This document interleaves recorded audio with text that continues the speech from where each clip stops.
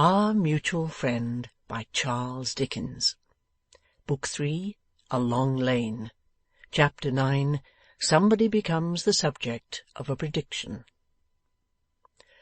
We give thee hearty thanks for that it hath pleased thee to deliver this our sister out of the miseries of this sinful world.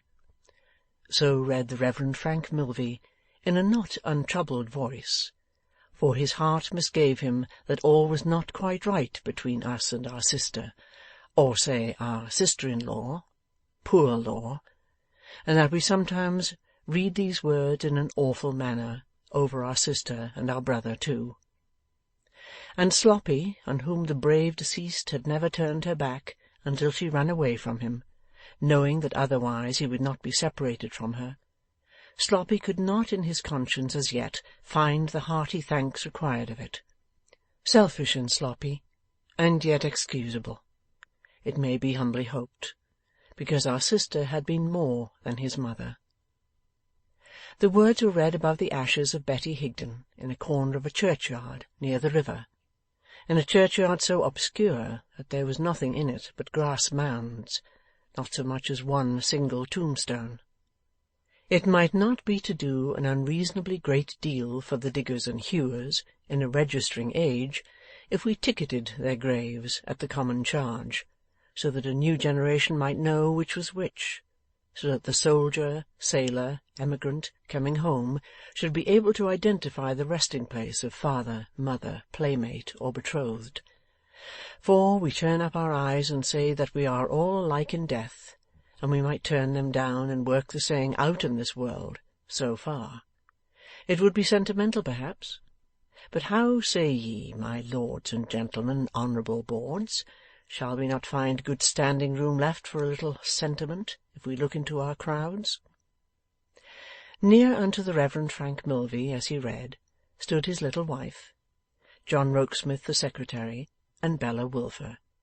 These, over and above Sloppy, were the mourners at the lowly grave. Not a penny had been added to the money sewn in her dress. What her honest spirit had so long projected was fulfilled. "I've took it into my head," said Sloppy, laying it inconsolable against the church door when all was done. "I've took it into my wretched head that I might have sometimes turned a little harder for her, and it cuts me deep to think so now."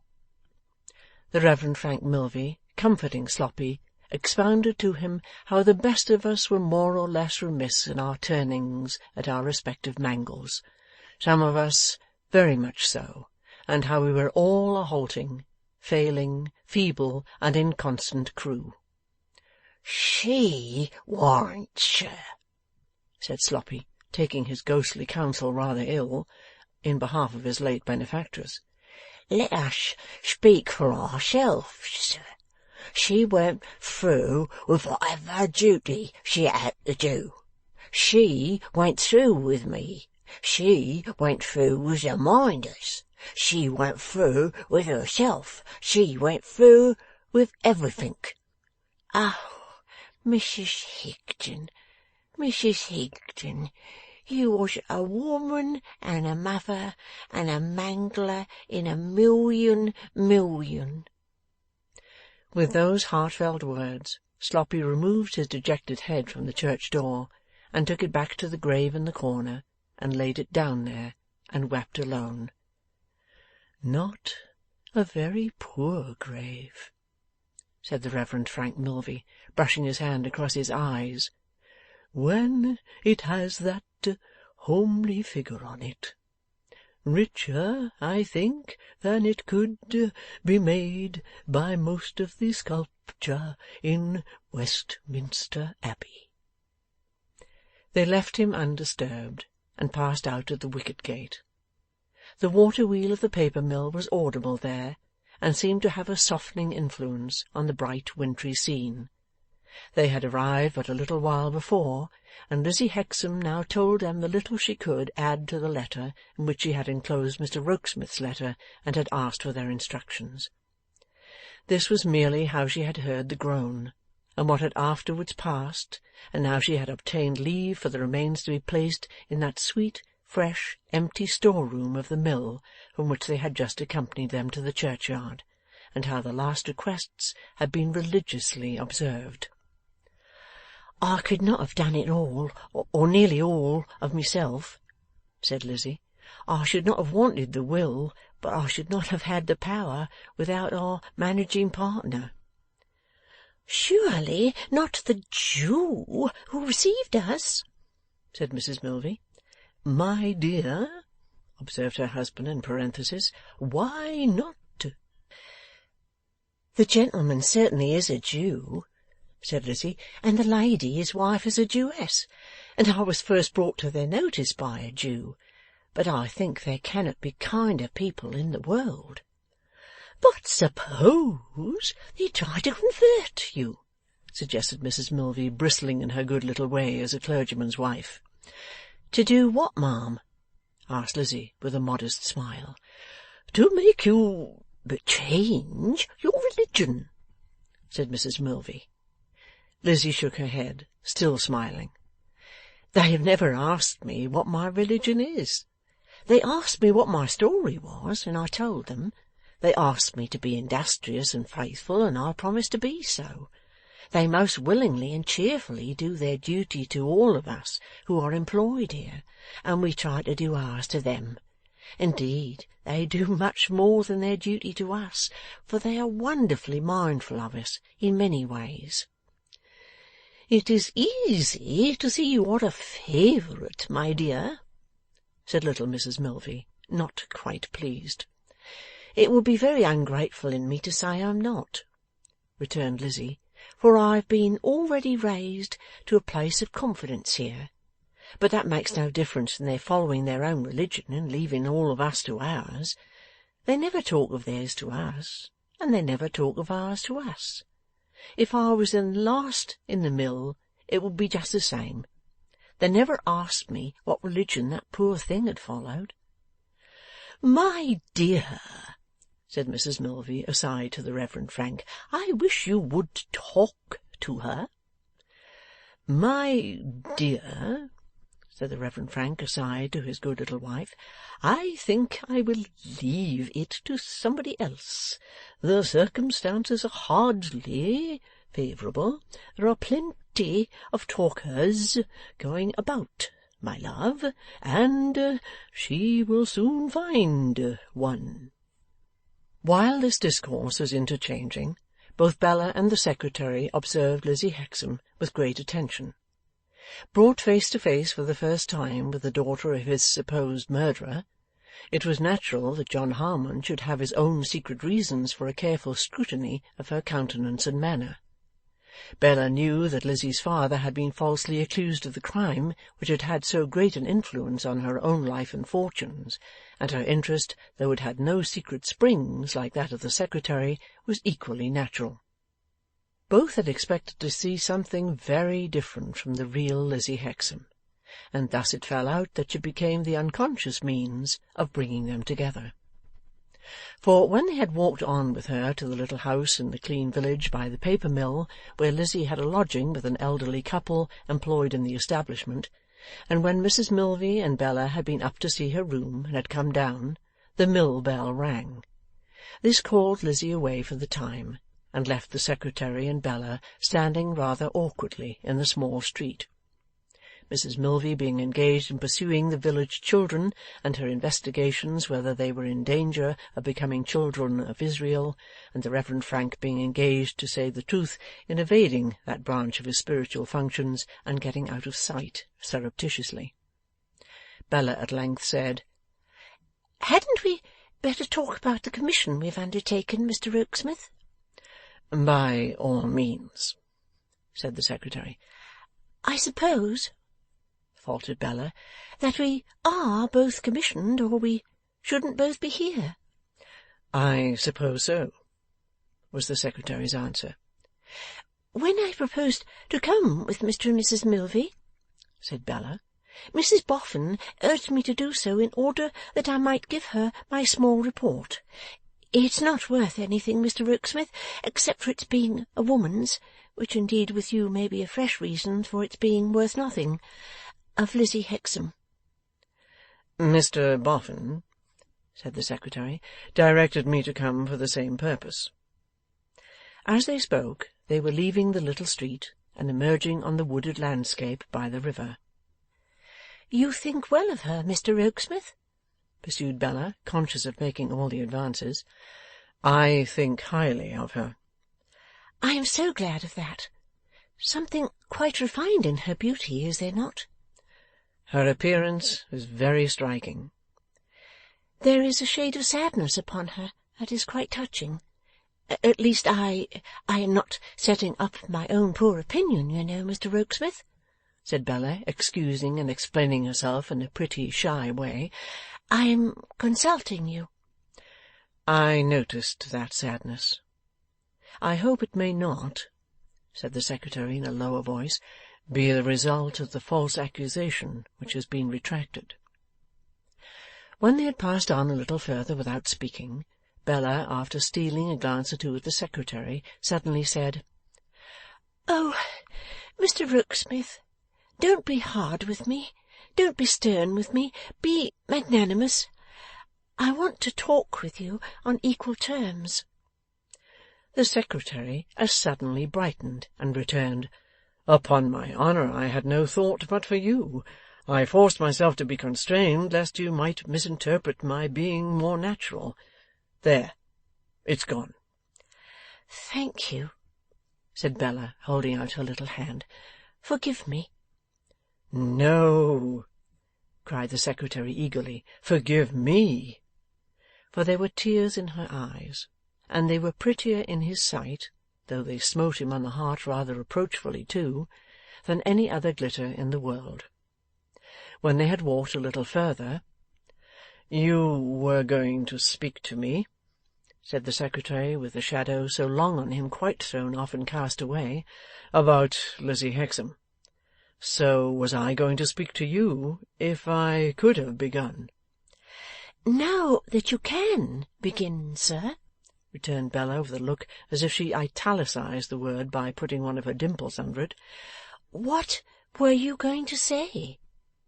"You remember, of course, that in her short letter to Mrs Boffin, short, but containing everything to the purpose, she stipulated that either her name, or else her place of residence, must be kept strictly a secret among us?"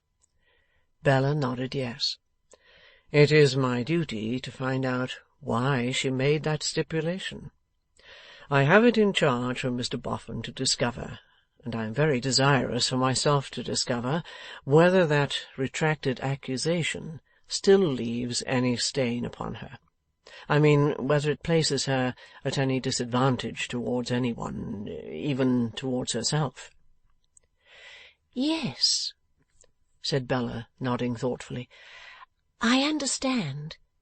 That seems wise and considerate." "You may not have noticed, Miss Wilfer, that she has the same kind of interest in you that you have in her, just as you are attracted by her appearance and manner, she is attracted by yours." "I certainly have not noticed it," returned Bella, again italicizing with the dimple, "and I should have given her credit for—" The secretary, with a smile, held up his hand, so plainly interposing "not for better taste," that Bella's colour deepened over the little piece of coquetry she was checked in. "And so," resumed the secretary, "if you would speak with her alone before we go away from here, I feel quite sure that a natural and easy confidence would arise between you. Of course you would not be asked to betray it, and of course you would not if you were. But if you do not object to put this question to her, to ascertain for us her own feeling in this one matter, you can do so at a far greater advantage than I or any else could.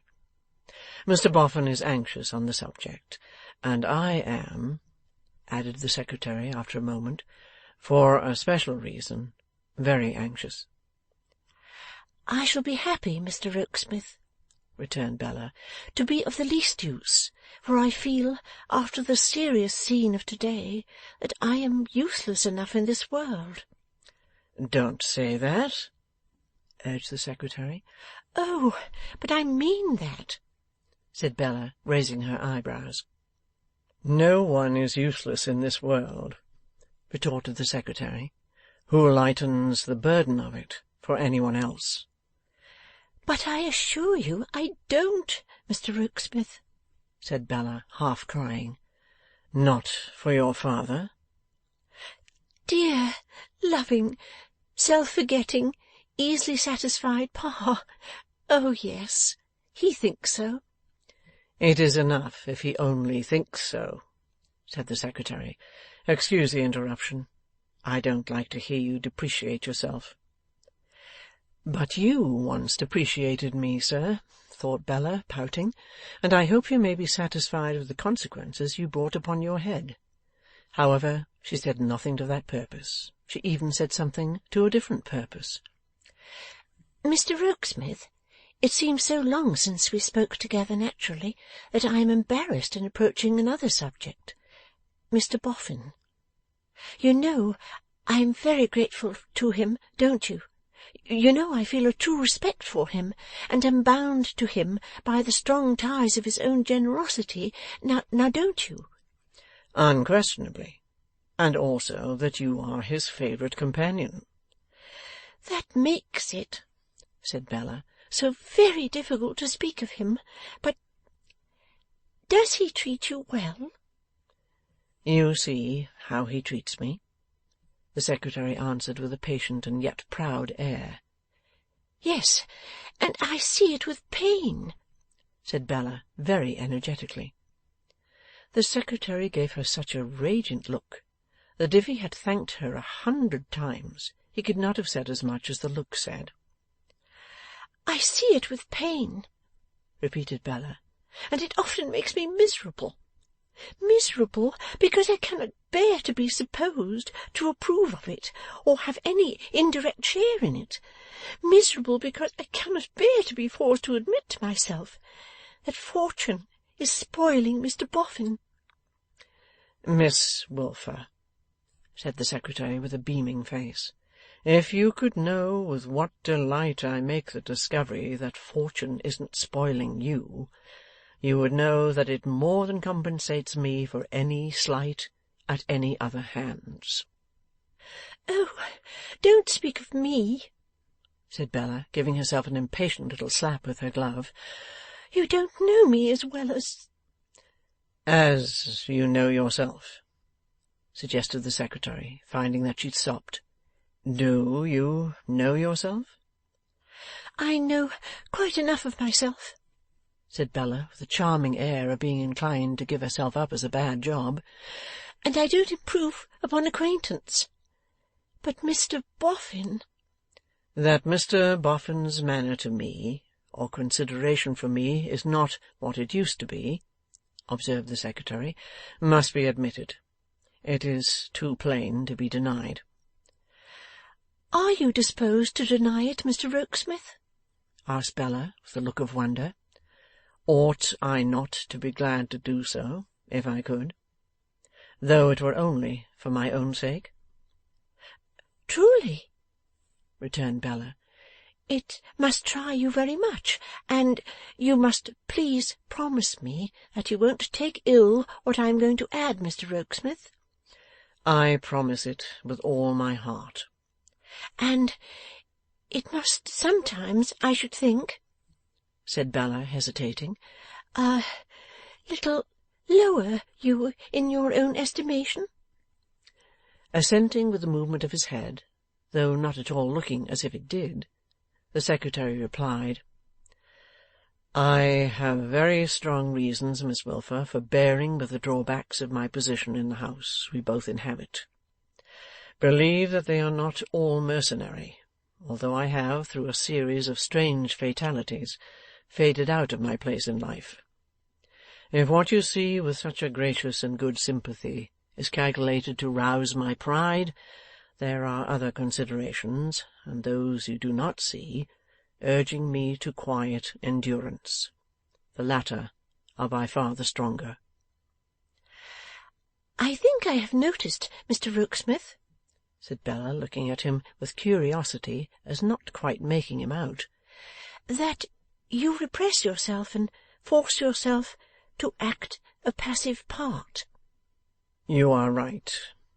I repress myself, and force myself to act a part. It is not in tameness of spirit that I submit. I have a settled purpose. "And a good one, I hope," said Bella. And a good one, I hope, he answered, looking steadily at her. "Sometimes I have fancied, sir," said Bella, turning away her eyes, "that your great regard for Mrs. Boffin is a very powerful motive with you." You are right again. It is. I would do anything for her, bear anything for her. There are no words to express how I esteem that good, good woman. "As I do too. May I ask you one more thing, Mr. Rokesmith?" Anything more. "Of course you see that she really suffers when Mr. Boffin shows how he is changing?" I see it every day, as you see it, and am grieved to give her pain. "To give her pain?" said Bella, repeating the phrase quickly, with her eyebrows raised. I am generally the unfortunate cause of it. "Perhaps she says to you, as she often says to me, that he is the best of men in spite of all." I often overhear her, in her honest and beautiful devotion to him, saying so to you," returned the secretary with the same steady look, "but I cannot assert that she ever says so to me." Bella met the steady look for a moment with a wistful, musing little look of her own, and then, nodding her pretty head several times, like a dimpled philosopher of the very best school, who was moralizing on life, heaved a little sigh, and gave up things in general for a bad job, as she had previously been inclined to give up herself. But for all that, they had a very pleasant walk. The trees were bare of leaves, and the river was bare of water-lilies, but the sky was not bare of its beautiful blue, and the water reflected it, and a delicious wind ran with the stream, touching the surface crisply. Perhaps the old mirror was never yet made by human hands, which, if all the images it has in its time reflected could pass across its surface again, would fail to reveal some scene of horror or distress.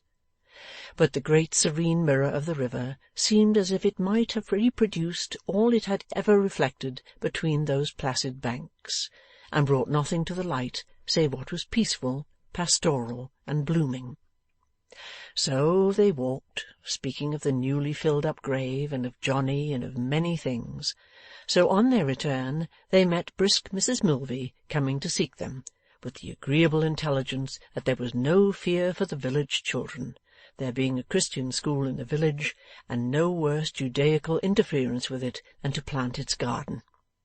So they got back to the village as Lizzie Hexam was coming from the paper mill, and Bella detached herself to speak with her in her own home. "I'm afraid it is a poor room for you," said Lizzie with a smile of welcome, as she offered the post of honour by the fireside. "Not so poor as you think, my dear," returned Bella, "if you knew all."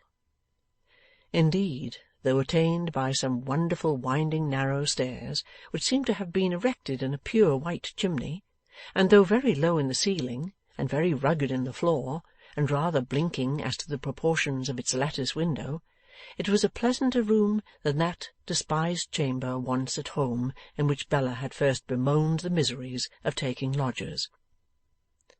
The day was closing as the two girls looked at one another by the fireside. The dusky room was lighted by the fire.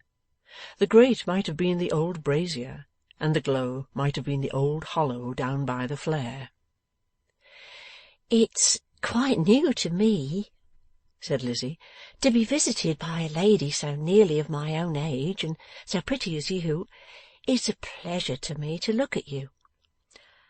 "I have nothing left to begin with," returned Bella, blushing, "because I was going to say that it was a pleasure to me to look at you, Lizzie. But we can begin without a beginning, can't we? Lizzie took the pretty little hand that was held out in as pretty a little frankness.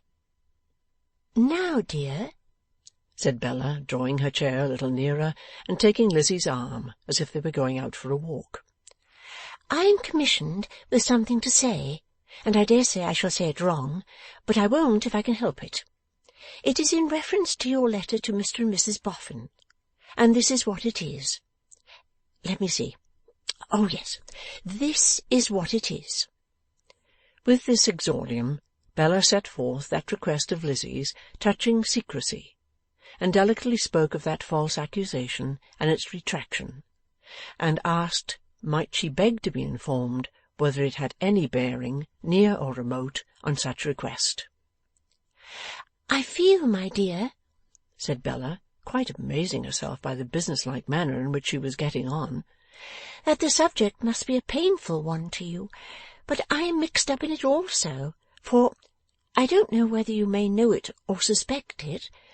I am the willed-away girl who was to have been married to the unfortunate gentleman, if he had been pleased to approve of me. So I was dragged into the subject without my consent, and you were dragged into it without your consent, and there's very little to choose between us. I had no doubt, said Lizzie, that you were the Miss Wilfer I have often heard named.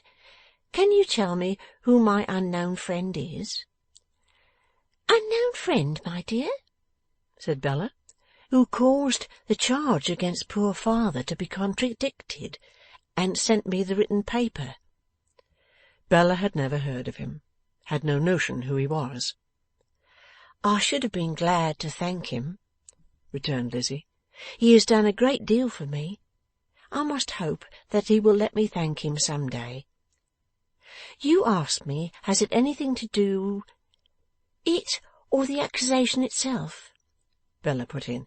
Yes, has either anything to do with my wishing to live quite secret and retired here? No. As Lizzie Hexam shook her head in giving this reply, and as her glance sought the fire, there was a quiet resolution in her folded hands, not lost on Bella's bright eyes. Have you lived much alone? asked Bella. Yes, it's nothing new to me. I used to be always alone many hours together in the day and in the night, when poor father was alive. You have a brother, I have been told? I have a brother, but he's not friendly with me. He's a very good boy, though, and has raised himself by his industry. I don't complain of him. As she said it, with her eyes upon the fire-glow, there was an instantaneous escape of distress into her face. Bella seized the moment to touch her hand. Lizzie, I wish you would tell me whether you have any friend of your own sex and age. I've lived that lonely kind of life that I have never had one, was the answer. Nor I neither, said Bella. Not that my life has been lonely, for I could have sometimes wished it lonelier, instead of having Ma going on like the tragic muse, with a face-ache and majestic corners, and Lavvy being spiteful, though of course I'm very fond of them both. I wish you could make a friend of me, Lizzie. Do you think you could? I have no more of what they call character, my dear, than a canary bird, but I know I am trustworthy. The wayward, playful, affectionate nature, giddy for want of the weight of some sustaining purpose, and capricious because it was always fluttering among little things, was yet a captivating one. To Lizzie it was so new, so pretty, at once so womanly and so childish, that it won her completely. And when Bella said again, "Do you think you could, Lizzie?" with her eyebrows raised, her head inquiringly on one side, and an odd doubt about it in her own bosom, Lizzie showed beyond all question that she thought she could. "Tell me, my dear," said Bella, "what is the matter, and why you live like this?" Lizzie presently began, by way of prelude, "You must have many lovers." when Bella checked her with a little scream of astonishment. "My dear, I haven't one." "Not one?" "Well, perhaps one," said Bella. "I am sure I don't know. I had one, but what he may think about it at the present time I can't say. Perhaps I have half a one. Of course I don't count that idiot George Sampson. However, never mind me. I want to hear about you." "There is a certain man," said Lizzie, "A passionate and angry man, who says he loves me, and who I must believe does love me. He is the friend of my brother. I shrank from him within myself when my brother first brought him to me, but the last time I saw him he terrified me more than I can say." There she stopped. "Did you come here to escape from him, Lizzie?" "I came here immediately after he so alarmed me." "Are you afraid of him here?" "I'm not timid generally, but I am always afraid of him. I am afraid to see a newspaper, or to hear a word spoken of what is done in London, lest he should have done some violence." "Then you are not afraid of him for yourself, dear?" said Bella, after pondering on the words. "I should be even that, if I met him about here. I look round for him always, as I pass to and fro at night." "Are you afraid of anything he may do to himself in London, my dear?" "No. He might be fierce enough even to do some violence to himself, but I don't think of that." "Then it would almost seem, dear," said Bella quaintly, "as if there must be somebody else?" Lizzie put her hands before her face for a moment before replying. "The words are always in my ears, and the blow he struck upon a stone wall, as he said them, is always before my eyes. I tried hard to think it not worth remembering, but I cannot make so little of it. His hand was trickling down with blood as he said it to me. Then I hope that I may never kill him." Rather startled, Bella made and clasped a girdle of her arms round Lizzie's waist, and then asked quietly in a soft voice, as they both looked at the fire, "Kill him? Is this man so jealous, then?" "Of a gentleman," said Lizzie, "I hardly know how to tell you. Of a gentleman far above me in my way of life, who broke father's death to me, and has shown an interest in me since." "Does he love you?" Lizzie shook her head. "Does he admire you?" Lizzie ceased to shake her head, and pressed her hand upon her living girdle. "Is it through his influence that you came here?" "Oh, no. And of all the world I wouldn't have him know that I am here, or get the least clue where to find me." "Lizzie, dear, why?" asked Bella in amazement at this burst, but then quickly added, reading Lizzie's face, "No, don't say why. That was a foolish question of mine. I see, I see." There was a silence between them. Lizzie, with a drooping head, glanced down at the glow in the fire where her first fancies had been nursed, and her first escape made from the grim life out of which she had plucked her brother, foreseeing her reward. "You know all now," she said, raising her eyes to Bella's. "There is nothing left out. This is my reason for living secret here, with the aid of a good old man who is my true friend. For a short part of my life at home with father, I knew of things, don't ask me what, that I set my face against, and tried to better. I don't think I could have done more then without letting my hold on father go, but they sometimes lie heavy on my mind. By doing all for the best, I hope I may wear them out." "And wear out too," said Bella soothingly, "this weakness, Lizzie, in favour of one who is not worthy of it?" "No, I don't want to wear that out," was the flushed reply. Nor do I want to believe, nor do I believe that he is not worthy of it. What should I gain by that, and how much should I lose?' Bella's expressive little eyebrows remonstrated with the fire for some short time before she rejoined, 'Don't think that I press you, Lizzie, but wouldn't you gain in peace and hope, and even in freedom? Wouldn't it be better not to live a secret life in hiding, and not to be shut out from your natural and wholesome prospects? Forgive me asking you, would that be no gain?' 'Does a woman's heart that has that weakness in it which you have spoken of,' returned Lizzie, 'seek to gain anything?'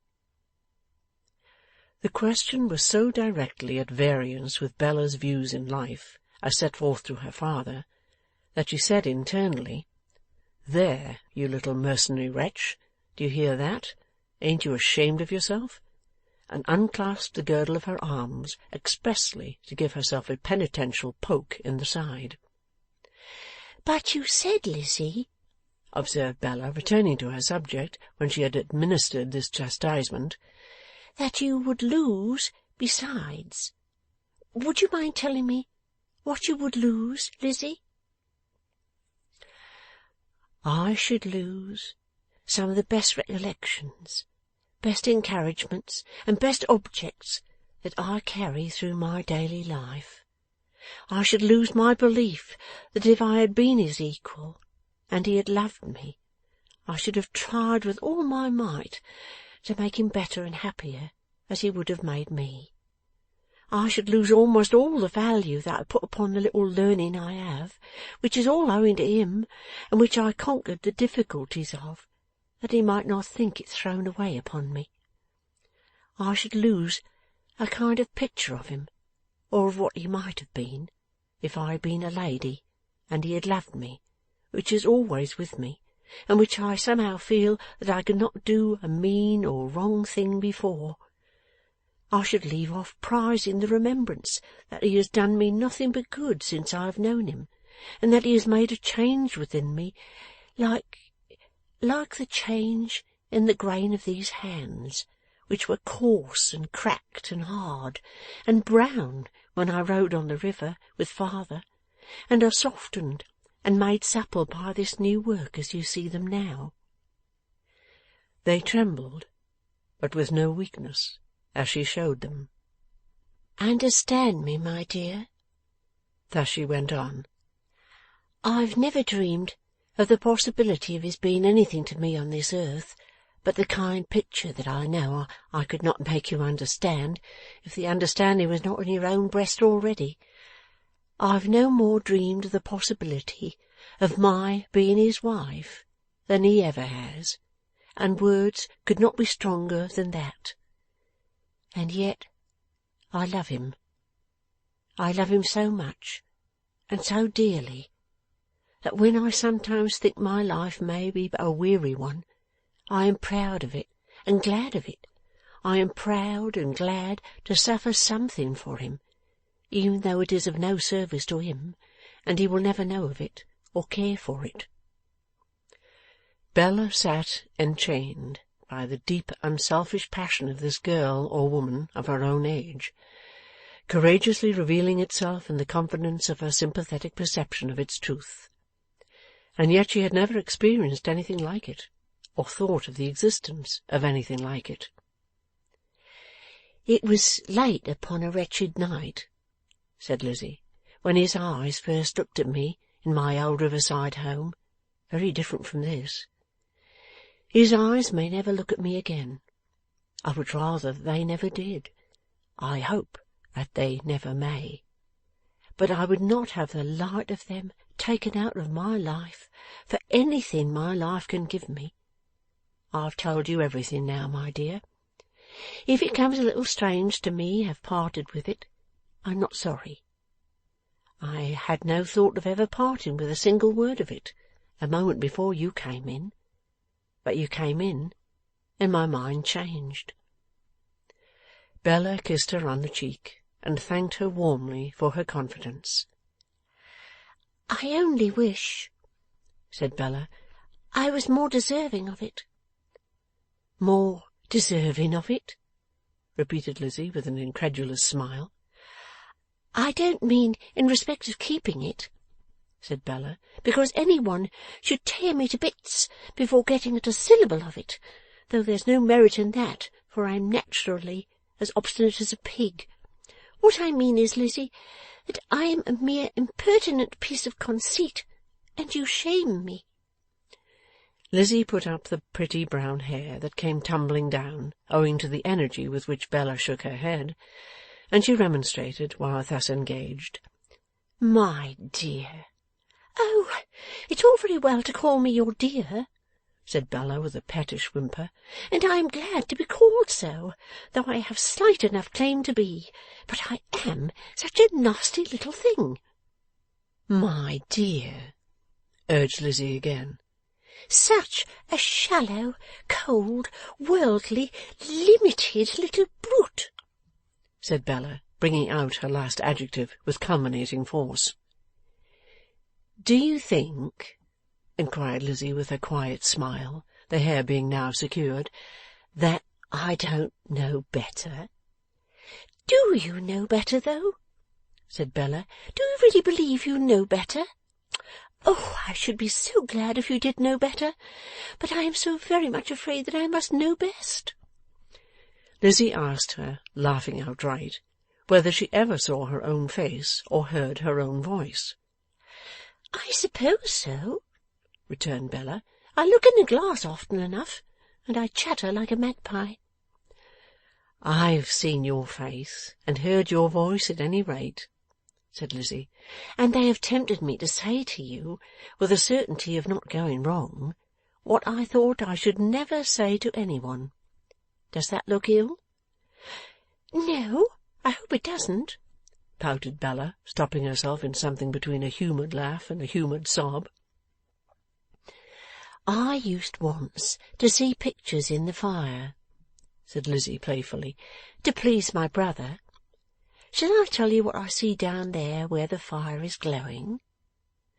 They had risen and were standing on the hearth, the time being come for separating. Each had drawn an arm around the other to take leave. Shall I tell you, asked Lizzie, what I see down there? Limited little bee, suggested Bella, with her eyebrows raised. A heart well worth winning and well won. A heart that once won goes through fire and water for the winner, and never changes, and is never daunted. Girl's heart? asked Bella, with accompanying eyebrows. Lizzie nodded. And the figure to which it belongs is yours, suggested Bella. No, most clearly and distinctly yours. So the interview terminated with pleasant words on both sides, and with many reminders on the part of Bella that they were friends, and pledges that she would soon come down into that part of the country again. Therewith Lizzie returned to her occupation, and Bella ran over to the little inn to rejoin her company. "You look rather serious, Miss Wilfer," was the secretary's first remark. "I feel rather serious," returned Miss Wilfer. She had nothing else to tell him but that Lizzie Hexam's secret had no reference whatever to the cruel charge or its withdrawal. Oh yes, though, said Bella, she might as well mention one other thing. Lizzie was very desirous to thank her unknown friend who had sent her the written retraction. Was she indeed? Observed the secretary. Ah, Bella asked him, had he any notion who that unknown friend might be? He had no notion whatever. They were on the borders of Oxfordshire, so far had poor old Betty Higden strayed. They were to return by the train presently, and the station being near at hand, the Reverend Frank and Mrs. Frank, and Sloppy and Bella and the secretary set out to walk to it. Few rustic paths are wide enough for five, and Bella and the secretary dropped behind. "Can you believe, Mr. Rokesmith," said Bella, "that I feel as if whole years had passed since I went into Lizzie Hexam's cottage?" "We have crowded a good deal into the day," he returned, "and you were much affected in the churchyard. You are overtired." No, I'm not at all tired. I've not quite expressed what I mean. I don't mean that I feel as if a great space of time had gone by, but that I feel as if much had happened. To myself, you know. "For good, I hope?" I hope so," said Bella. "You are cold. I felt you tremble. Pray let me put this wrapper of mine about you. May I fold it over this shoulder without injuring your dress? Now, it will be too heavy and too long. Let me carry this end over my arm, as you have no arm to give me." Yes, she had, though. How she got it out, in her muffled state, Heaven knows, but she got it out somehow. There it was, and slipped it through the secretary's. I have had a long and interesting talk with Lizzie, Mr. Rokesmith, and she gave me her full confidence. She could not withhold it, said the secretary. I wonder how you come, said Bella, stopping short as she glanced at him, to say to me just what she said about it. I infer that it must be because I feel just as she felt about it. And how was that? Do you mean to say, sir? Asked Bella, moving again. That if you were inclined to win her confidence, anybody's confidence, you are sure to do it. The railway at this point, knowingly shutting a green eye and opening a red one, they had to run for it. As Bella could not run easily so wrapped up, the secretary had to help her. When she took her opposite place in the carriage corner, the brightness in her face was so charming to behold that on her exclaiming, "What beautiful stars! And what a glorious night!" the secretary said, "Yes," but seemed to prefer to see the night and the stars in the light of her lovely little countenance, to looking out of the window. Oh, boofer lady, fascinating boofer lady, if I were but legally executor of Johnny's will, if I had but the right to pay your legacy and to take your receipt. Something to this purpose surely mingled with the blast of the train as it cleared the stations, all knowingly shutting up their green eyes and opening their red ones when they prepared to let the boofer lady pass. End of Book 3, Chapter 9.